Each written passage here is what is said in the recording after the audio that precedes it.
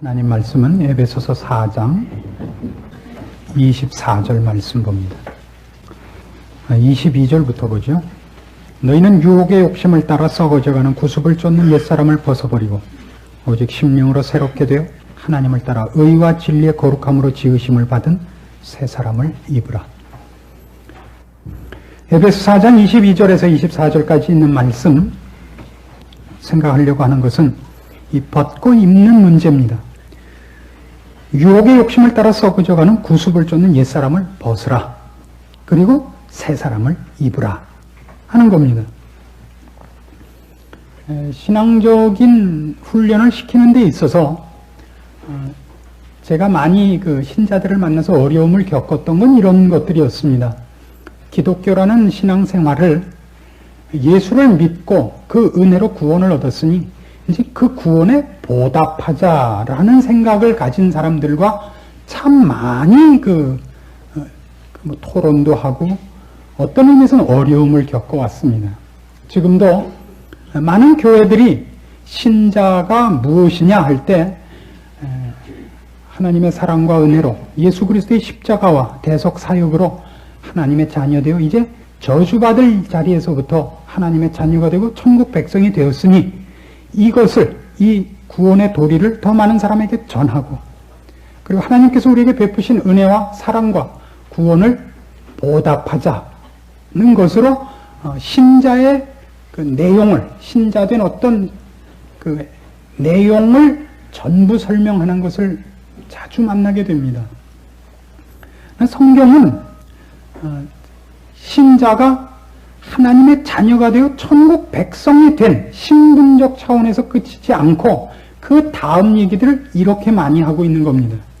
여기서 다른 사람들을 어떻게 구원하며 다른 사람들에게 어떻게 복음을 전할 것이냐 하는 일을 맡기는 입장에서 신자를 소개하지 않고 구원을 얻었으니 하나님의 자녀가 되었으니 이제 어떻게 해야 되느냐 하는 데 있어서 아직도 하나님의 계획이 우리에게 남아있는 것이 있으며 우리가 아직 다 얻지 못한 것이 있다고 얘기한단 말입니다.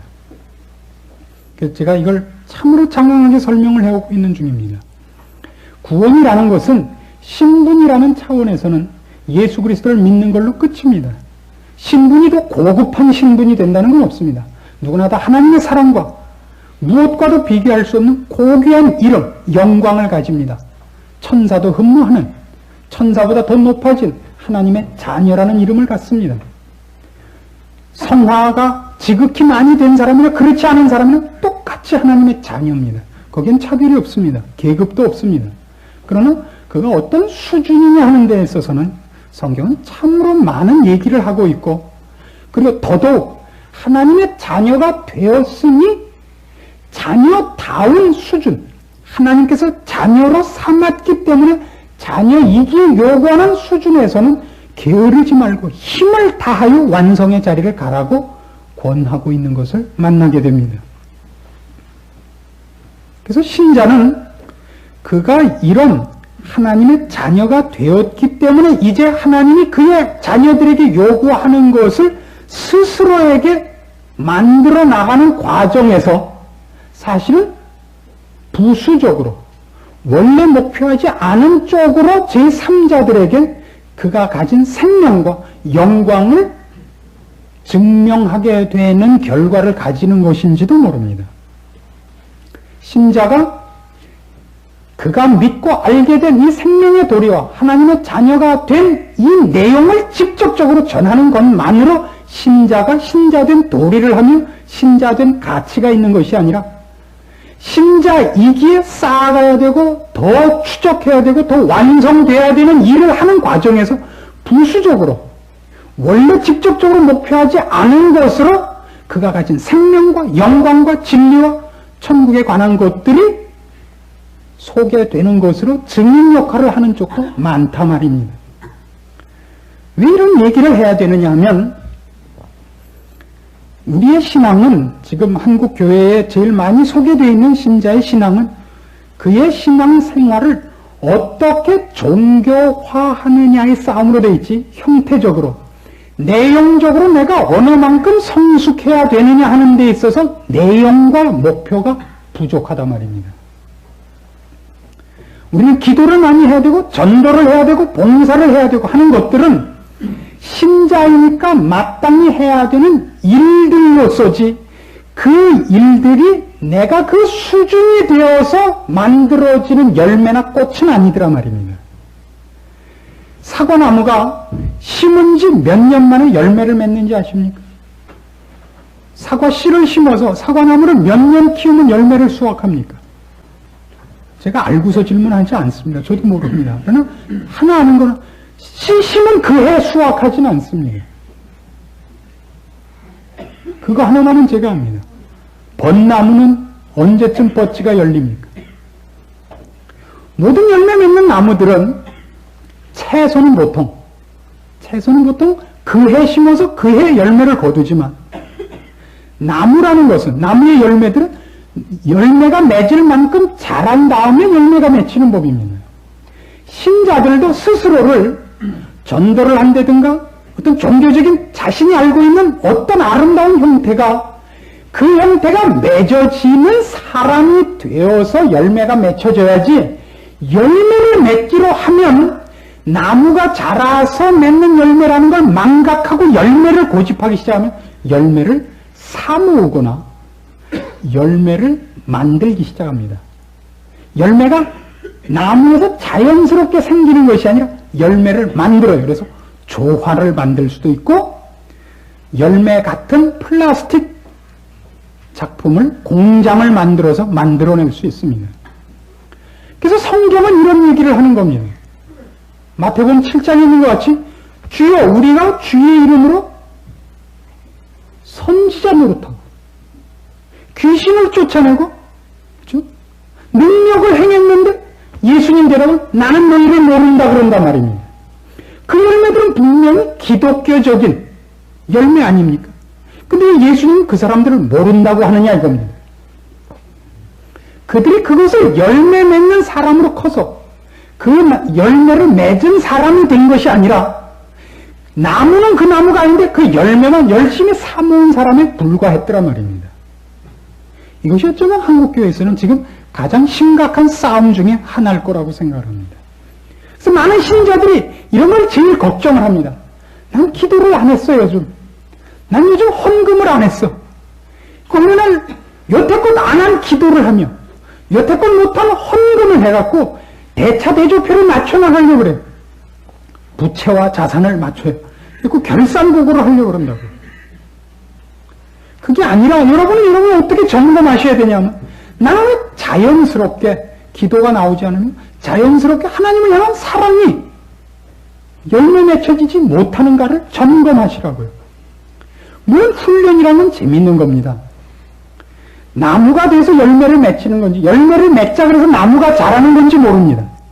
그렇죠? 한 사람을 키우는 데 있어서 목표를 세워놓고 그를 훈련을 시키는 것이 더 잘 자라는지, 잘 자라면 당연히 그 목표가 나오는지는 그건 어느 것이나 다 일리가 있는 방법론입니다.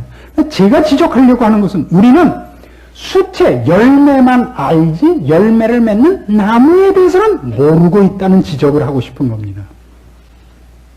우리에게서 기도가 나와야 되며 우리에게서 봉사가 나와야 되며 하는 것은 그 형태가 중요해서가 아니라, 그런 하나님의 마음과 부합되며 하나님의 뜻에 항복하며 하나님이 하시는 일, 하나님의 성품에 공감하는 자리까지 컸기 때문에 저절로 나올 수밖에 없는 꽃이고 열매고 그런 수준이다 그럽니다.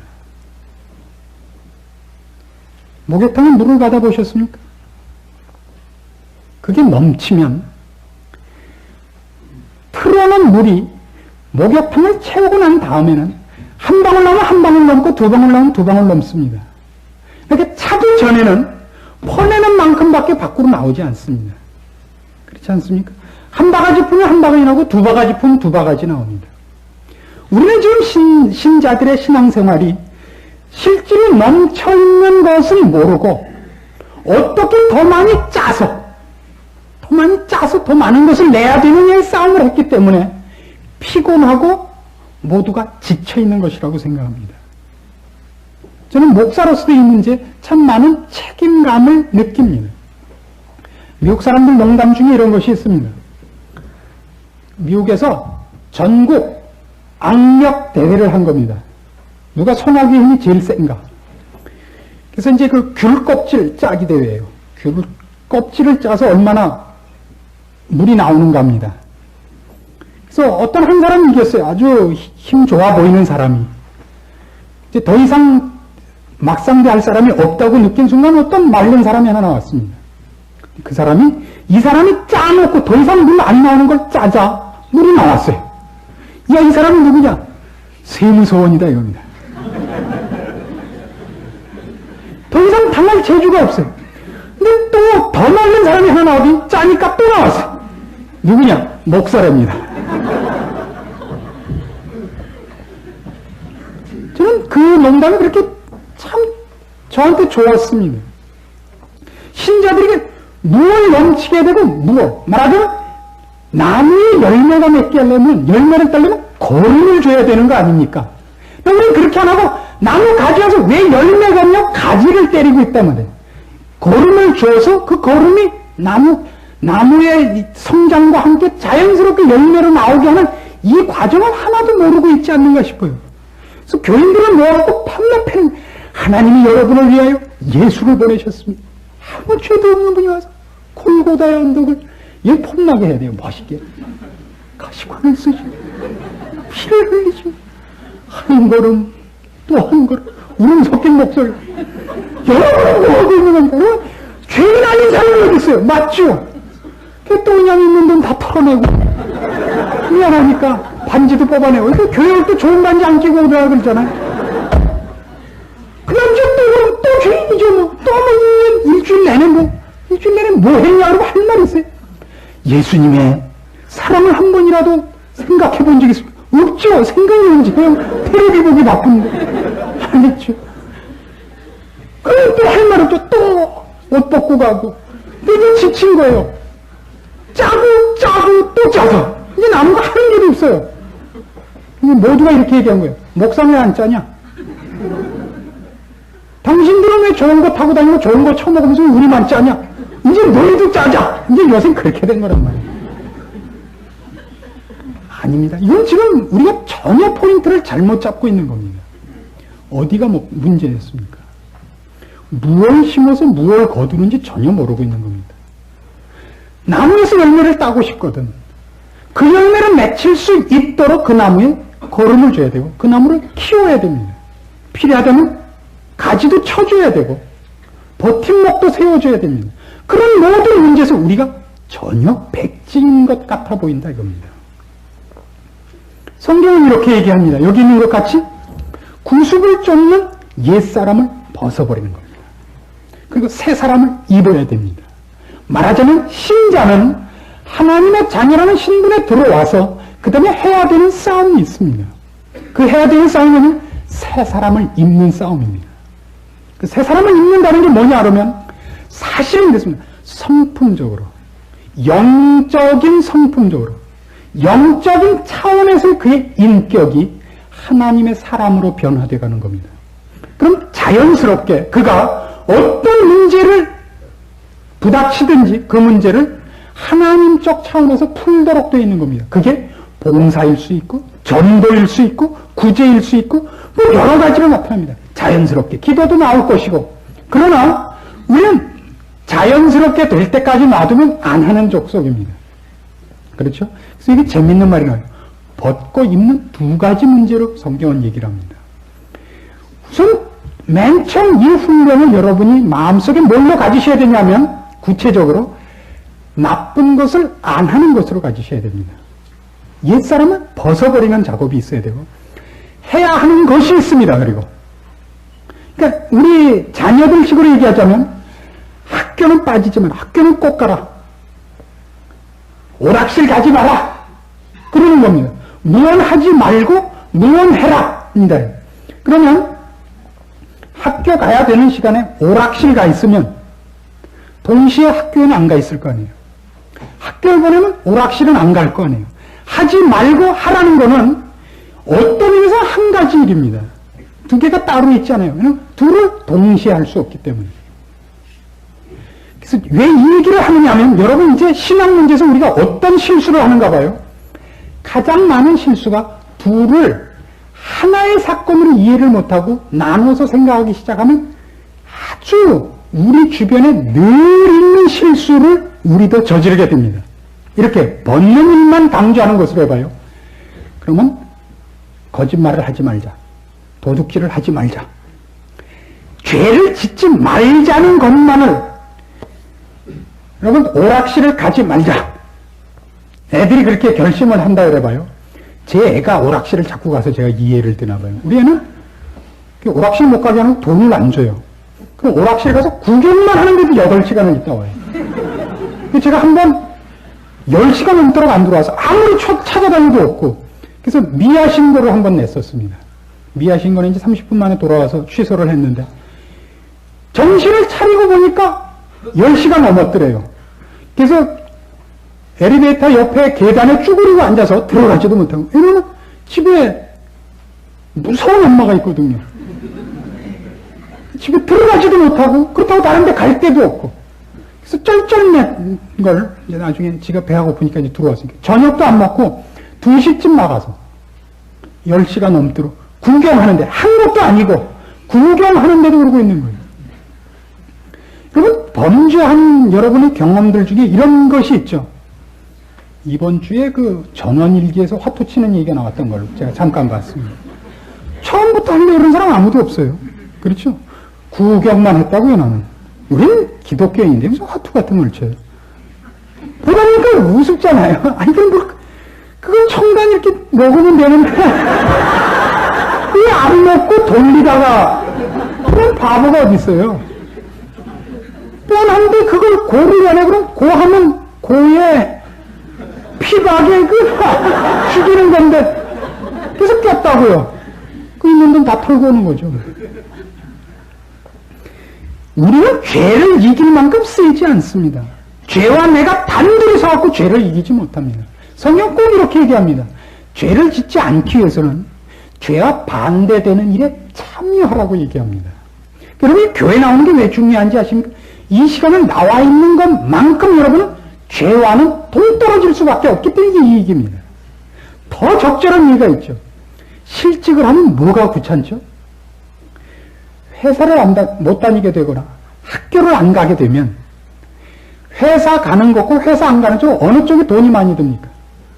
언제나 놀 때가 돈이 많이 듭니다. 회사를 가거나 학교를 가면 그 시간은 돈 쓸 수가 없는 시간이 되고 다른 딴짓을 할 수 없는 시간이 됩니다. 그것만큼 인간에게 유익한 건 없습니다. 회사에서 여러분을 10시간, 11시간씩 일을 시키면 어떤 의미에서 다행입니다. 그래서 술 먹을 시간도 없고 딴짓할 시간이 없는 겁니다. 그러나 만일 여러분이 놀아보십시오. 1시간을 보내는데 몇천 원, 몇만 원이 필요하게 됩니다. 모두가 돈을 들여야 되고, 그러니까 어떻게 돈을 들여서 그 시간을 메꿔도 권태롭기 시작합니다. 더 큰 자극과 더 큰 모험을 향해서 점점 자기가 감당할 수 없는 자리에 밀어넣게 되는 겁니다. 성경은 벗는 것은 입기 위해서라고 늘 얘기를 하는 겁니다. 옛사람을 벗는 것은 새 사람을 입기 위해서입니다. 거룩한 사람으로 서는 것이 없는 한 옛사람을 벗는 것만으로는 여러분은 성공하지 못합니다. 그래서 예수님은 이런 예를 듭니다. 아주 유명한 예가 있죠, 복음서에. 어떤 귀신 들린 사람이 있었는데 귀신이 어느 날 그 집에서 나갔어요. 돌아다니다가 마땅한 거처가 없어 다시 돌아와 보니까 그 집이 깨끗이 치워져 있어서 지 친구들까지 데리고 들어왔대요. 놀라운 예화입니다. 귀신이 쫓겨나야 되는 것은 그 귀신이 들어올 수 없는 다른 주인이 그 집을 차지함으로써 쫓아내야 되는 겁니다. 그때 다시 귀신이 들어올 수가 없는 것이지 귀신만 쫓아낸 것으로는 그 마음이 혼자 평화를 유지하지 못한다는 얘기입니다. 근데 우리는 보통 이런 계획을 잘 세우죠. 예수를 열심히 믿으려고 할 때 여러분이 보통 정하는 싸움 중에 하나가 이거 아닙니까? 담배를 끊는다. 술을 끊는다. 그렇게 정하지 마십시오. 참 위험한 싸움입니다. 담배를 끊자 그러지 말고 올해는 내가 교사로서 일을 한다. 올해는 내가 성가대로 이렇게 정하셔야 됩니다. 그러면 어쨌든 담배 냄새 풍기면서 성가대에 앉을 수는 없기 때문에 최소한 토요일 저녁부터는 안 해야 돼요. 근데 어쩌다 주일 아침에 했으면 하다못해 신문지라도 씹고 나와야 되는 거 아니에요. 별거 다 아니죠. 우유를 마시든가 냄새를 가시고 나와야 될 거 아니에요. 그리고 입을 조그맣게 열 수밖에 없잖아요. 혹시 냄새 날까 봐. 그 다음에는 혹시 그게 뽀록이 날까 봐 아무래도 절제를 하게 됩니다. 신앙생활을 하나님 앞으로 와야 되는 적극적인 영적인 생활, 새 사람으로서의 생활을 시도하지 않으면서 옛사람만 버리는 것은 성공하지 못하며 실패할 뿐만 아니라 그것이 여러분을 훨씬 더 나쁘게 만듭니다. 더 좌절하게 만들기 때문입니다. 더 좌절하게 만들기 때문에. 담배 한번 끊었다 다시 피게 되면 그 사람 신앙이 얼마나 약화되는지 아십니까? 나는 하나님 앞에 센신자 되기는 그런 사람이라고 스스로 세컨 클래스로 밀어놓습니다. 그 다음에 또 큰 은혜 받았고 또 한 번 끊는다 그랬다가 또 실패하면 3등 칸으로 내려오죠. 그 나중에 완행 칸도 좋다. 그죠? 지옥만 아니려면 까짓거면 아무 데면 어떠냐? 이렇게 되게 된다고요. 아닙니다. 여러분은 그렇게 가난하게 부름받아 있지 않습니다. 그래서 갈라디아서 5장에 의하면 제가 여러 번 인용을 했습니다만은 이런 표현이 그래서 등장을 하고 있는 겁니다. 갈라디아서 5장 16절 봅시다. 내가 이르노니 너희는 성령을 쫓아 행하라. 그리하면 육체의 욕심을 이루지 아니하리라. 육체의 소욕은 성령을 거스리고 성령의 소욕은 육체를 거스리나니 이 둘이 서로 대적함으로 너희의 원하는 것을 하지 못하게 하려 함이니라. 육체의 열매를 안 맺으려면 성령을 쫓고 있어야 됩니다. 그래서 성령이 육체를 따라가지 못하게 합니다. 내가 육체를 쫓아가고 있으면 성령을 쫓아갈 수가 없습니다. 우리는 백지상태, 중립지대에 있는 적은 없습니다. 그래서 여기는 같이 육체의 일을 하지 않으려면 19절에 있는 같이 육체의 일은 현저하니 곧 음행과 더러운 것과 호색과 우상숭배와 술수와 원수를 맺는 것과 분쟁과 시기와 분냄과 당지는 것, 불량과 이단과 투기와 술취함과 방탕함 이런 것들을 안 하겠다 그러지 마시고 22절 이하에 있는 것 같이 사랑과 희락과 화평과 오래참과 자비와 양성과 충성과 온유 절제를 늘 하고 있으란 말입니다. 그럼 그쪽은 할 수가 없습니다. 학교에 가 있으면 그 시간에 영화관에 가 있을 수가 없다고요. 그런 얘기입니다. 그래서 신자는 누구를 막론하고 신자 되었기 때문에 시작해야 하는 어떤 일들을 하셔야 됩니다. 우리 꼭 무엇부터 하죠? 무엇을 안 한다부터 걸잖아요. 속고 있는 겁니다. 아닙니다. 신자가 되셨으면 하려고 하십시오. 여기 있는 것 중에 어느 걸 정하셔도 좋습니다. 저는 올해 정한 것이 온유입니다. 잘 정했죠? 제가 어떤 분을 만났더니 그래요.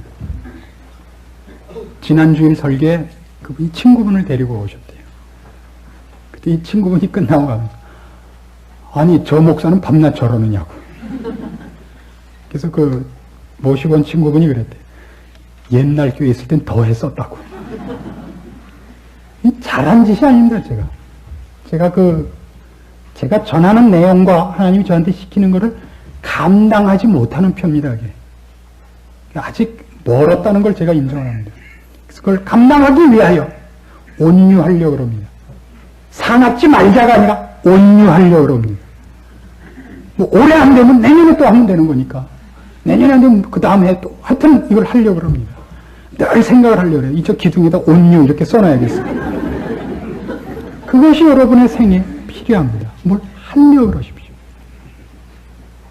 근데 이거는 분명히 무엇 때문에 정한 거냐면 새 옷을 입는 것은, 새 사람을 입는 것은 옛 사람을 버리기 위해서입니다. 그걸 정한 것 때문에 그것을 입었다고 상상하셔서는 안 됩니다. 그것이 이제 두 번째 나타나는 하나의 유형. 입는 것을 분리해서 가지고 벗지 않고 입는다고 주장하는 부류입니다. 어떤 형태로 나타나냐면 목표를 정하고 그것을 소원으로 정한 것을 자기는 그걸 입은 사람이라고 우기는 사람들입니다. 올해는 전도를 100명을 하자. 거기다 전도 100명. 이렇게 쓰고만 다녀요. 전도 하나도 안 하고. 그렇죠? 디즈니 작품에 나오는 한 번에 7마리. 그런 우스갯소리 같아요. 그런 걸 정한 것이 여러분의 수준이 아닙니다. 우리는 세 사람을 읽는 것이 나로 하여금 한꺼번에 어떤 위치에 뛰게 하거나 다른 사람과 나를 구별해서 잘난 척하기 위해서 하는 것이 아닙니다. 옛사람을 벗어버리고 하나님께서 우리를 진심으로 목표하는 지점을 가기 위하여 오늘 내가 나를 쳐 복종케 하며 내 길을 달려가는 필요한 훈련인 것입니다. 그래서 필요한 목표를 세우십시오. 그렇게 하기 위해서 옛사람을 벗고 새사람을 입기 위하여 하나님의 자녀답기 위해서 그렇게 만들어져 가기 위해서 훈련하면 그것이 자기 성품이 됩니다. 이런 조사가 있습니다. 사람은 슬퍼서 웁니까? 울어서 슬픕니까? 보통은 슬퍼서 웁니다. 그러나 조사에 의하면 울면 슬퍼진답니다. 정말. 그래서 여러분 왜 울다가 정말 울음이 북받쳐 본 적이 있지 않습니까? 왜 통성 기도를 시키는지 아십니까? 기도할 줄 모르기 때문에 왕왕 고다 보면 광분하게 되는 게 스스로. 지금 무슨 기도하는지도 모르고 왕왕 하다 보면 속이 시원해져 갖고 무슨 기도했는지는 상관이 없지만 시원한 기도를 한번 하고 돌아가는 거예요. 제가 통성 기도를 괄세하는 게 아닙니다. 그런 요소가 있다는 우리가 알아야 됩니다. 울다 보면 그 말 있잖아요. 누가 죽었냐고 나중에 물어보잖아요. 울다 보면. 학교에서 여러분 옛날 학교 생활을 생각해 보세요. 잘 때리는 선생님이 있습니다. 선생님이 처음에 그렇게 때리려고 그런 게 아닌데 때리다 보니까 점점 열이 올라서 정말 죽으라고 패는 선생님을 여러분 본 적이 있을 겁니다. 사람은 감정에 의해서 행위를 하지만 행동이 감정을 컨트롤한답니다. 그래서 억지로라도 웃고 억지로라도 자기를 절제하기 시작하면 감정이 바뀐답니다. 그런 것 중에 대표적인 게 이거 아닐까요? 사람의 얼굴은 성격대로 변한다는 거 아닙니까? 그래서 탤런트들도 TV 탤런트들도 악역을 잘 안 하려고 그런답니다. 그게 극인데도 극 중에서도 악역을 맡으면 자꾸 악해진답니다. 실제로 성격이 못돼져 간답니다. 놀랍다 그래요. 여러분이 훈련하셔야 되는 것 중에 하나입니다. 일부러 웃어보십시오. 그러면 여러분 성품이 조금씩 바뀌어지며 화를 내고 나쁜 짓을 하기 시작하면 점점 더 그것이 쉬워진다는 걸 아시게 됩니다. 그것이 하나님 우리를 바꾸려고 하는 그래서 요구하는 실제적인 훈련이요. 목표 지적들입니다. 옛사람을 벗어버리십시오. 새 사람을 입으십시오. 더러운 것들을 하지 마십시오. 그 중에 지금 우리가 예를 들기 위해서 아주 쉬운 예를 들었지만 가장 중요한 건 뭐냐 하면 내가 내 욕심대로 살던 것으로부터 하나님의 계획 아래 들어가는 무릎 꿇는 자세다 이겁니다. 옛사람을 벗고 새사람을 입는 것 중에 최고의 훈련 과제는 오늘 우리가 같이 기도한 것이고 여기서도 얘기하는 겁니다. 다시 보시겠습니까? 에베소 4장 이 말씀이 옛사람을 벗고 새사람을 입는 데 있어서 가장 중요하게 대비하는 것은 바로 이겁니다. 17절부터 봅니다. 그러므로 내가 이것을 말하며 주 안에서 증거하노니 이제부터는 이방인이 그 마음에 허망한 것으로 행함같이 너희는 행하지 말라. 저희 총명이 어두워지고 저희 가운데 있는 무지함과 저희 마음이 굳어짐으로 말미암아 하나님의 생명에서 떠나 있도다. 저희가 감각 없는 자 되어 자신의 방탕에 방임하여 모든 더러운 것을 욕심으로 행하되 오직 너희는 그리스도를 이같이 배우지 아니하였느니라. 진리가 예수 안에 있는 것 같이 너희가 과연 그에게서 듣고 또한 그 안에서 가르침을 받았을진데 너희는 유혹의 욕심을 따라 썩어져가는 구습을 쫓는 옛사람을 벗어버리고 오직 심령으로 새롭게 되어 하나님을 따라 의와 진리의 거룩함으로 지으심을 받은 새 사람을 입으라. 가장 크게 대비하는 게 뭐라고요?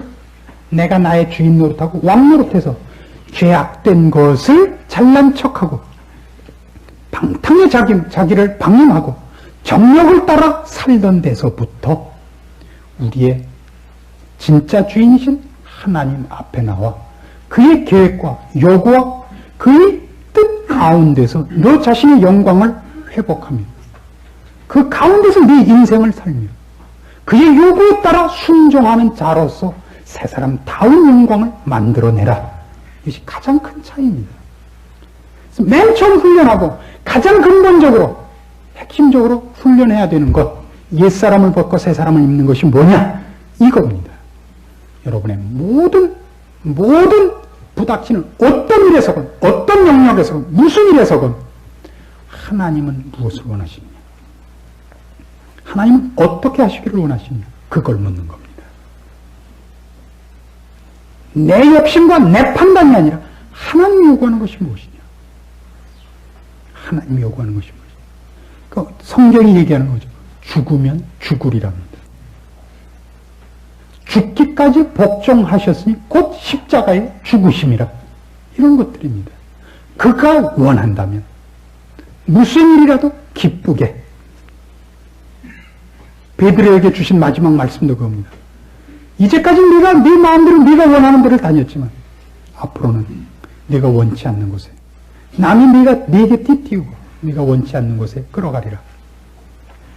우리 생입니다. 그리고 그런 과정이, 그런 하나님의 뜻에 복종하는 그 훈련 속에서, 그 과정 속에서 우리는 우리의 고집과 우리의 생각에 죄악된 것들을 벗고 하나님이 우리에게 이제 새롭게 만들어 주시고, 그리고 그 완성을 요구하는 거룩과 의와 진리에 대해 배울 것이며, 그것이 나에게 제대로 완성되어서야만 그것이 나에게 제대로 실천되는 것을 맛보게 될 겁니다. 우리는 아마 많이 반항할 것이고 짐짓 회피할 것이고 모른 척할 것이고 스스로의 생각을 고집할 것입니다. 그래서 많은 시행착오와 아픔과 좌절을 맛볼 겁니다. 그러나 이렇게 승리하고야 말 사람들인 것입니다. 그것이 하나님이 그가 부르신 모든 자녀에게 궁극적으로 이루시려고 하는 것들입니다. 그 영광의 자리와 그 놀라움들은 성경 여기저기 묘사되어 있습니다. 다만 쉽게 황금 보석 꾸민 집에 가는 것, 상함도 없고 해함도 없고 다시는 죽음도 눈물도 애통하는 것이 없는 것, 이런 환경과 그런 무슨 상급에 관한 얘기만은 아닙니다. 그렇게 우리가 가서 살 곳이 묘사된 것만큼 황금 보석 꾸민 집, 해하고 상하는 것이 없는 곳, 그렇게 묘사된 집에 살만한 주인이어야 하는 것이 동시적으로 암시되고 있는 겁니다. 그런데 살만한 사람, 그런데 살만한 사람, 그것이 하나님이 우리 살아생전에 우리 모든 개인들에게 훈련시키고 고쳐내고 완성시킬 일들입니다. 신자란 하나님을 믿습니다. 예수를 믿습니다. 이렇게 해갖고 끝나는 것이 아닙니다. 고쳐져야 됩니다. 의와 거룩과 진리로 하나님께서 지으신 새 사람으로 완성되어야 됩니다. 여러분이 그 축복과 사랑의 대상인 것을 기억하시고 여러분의 신앙생활을 지금보다 더 힘있게 하나님 앞에서 영위하시기를 바랍니다. 기도하십시다. 하나님 아버지 은혜를 감사합니다. 우리같이 미련하고 완악한 것들을 하나님께서 귀히 여기시며 사랑하시며 복주사 영광의 자리에 우리를 세우시며 목표하시며 뜻과 계획을 진행시킴을 알고 감사드립니다. 우리가 우리를 깨끗게 하는 것으로 전부가 아니라 하나님께서 허락하신 의와 진리와 거룩으로 채워야 하는 사람들인 줄 이제 깨닫고 도우심을 구하며 말씀 앞에 저희를 세우며 인도하심을 구합니다. 저희들의 기도에 응답하시고 간섭하사 하나님께서 우리를 향하여 갖고 계신 모든 일들을 우리에게 남김없이 이루시옵소서. 이 교회와 여기 주께서 불러주신 주의 사랑하는 자녀들을 통하여 영광 받으시고 하나님의 자녀들의 아름다운 모습들을 세상 가운데 빛으로 나타내시옵소서. 예수님의 이름으로 기도합니다.